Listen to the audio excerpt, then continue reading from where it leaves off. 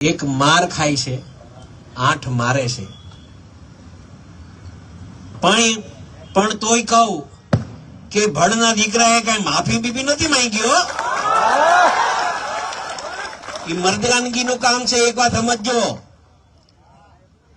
મારવું અને માર ખાવું ને એ બે મર્દાનગીનું કામ છે.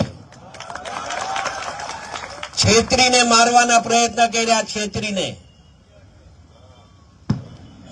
અને વિડીયો બનાવીને એક દહેશત ઉભી કરવા માંગતા હતા.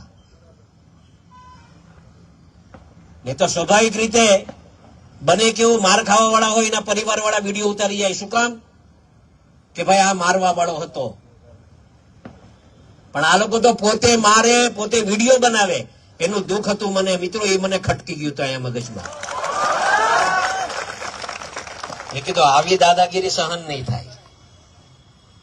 એ પછી કોઈ પણ હોય, એ પછી કોઈ પણ હોય, એવી દાદાગીરી નહીં. ને મિત્રો આવો તો કેટલાય નવનીતભાઈ પણ કેટલાય અવારનવાર ક્યારેક બનતું હોય. પણ અમારા ધ્યાન ઉપર જયારે આ વાત આવી છે ને, ત્યારે કોઈ દિવસ અમારા સોલંકી પરિવારે પાછીપાની નથી કરી. આ બહુ સ્પષ્ટ વાત છે, કોઈ બીજી વાત નથી. અમારે અગાઉ પણ આ વાત કરી હતી, આજે પણ ફરીથી આ વાત કરું છું. અહીંયા જેટલા યુવાનો આવ્યા છે ને, ખાસ ધ્યાનમાં રાખજો, ક્યારેય અન્યાય સહન નહીં કરતા. આપણે કોઈ પર અન્યાય નથી કરવો, પણ અન્યાય સહન કરવું ને એ બહુ મોટું પાપ છે. અને મેં કીધું ને કે આ જે રીતે આખા ગુજરાતભરમાં મિત્રો આપણે સાચા હતા, આપણો સમાજ સાચો હતો, નવનીત સાચો હતો.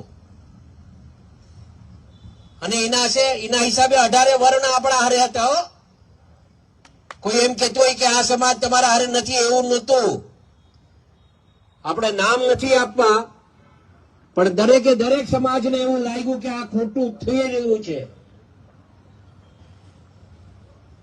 અને એમાં આ તો કહેવાય ને, ન્યાય અને અન્યાયની લડાઈ હતી. અને ન્યાય ઈશ્વર જોતો હોય ને, અને ઈશ્વરે આપણે ન્યાય આપ્યો છે. મિત્રો એક વાત સમજજો, ઘરની વીજળી સ્વયં બનાવવા આજે સે સોલારનો સંપર્ક કરો.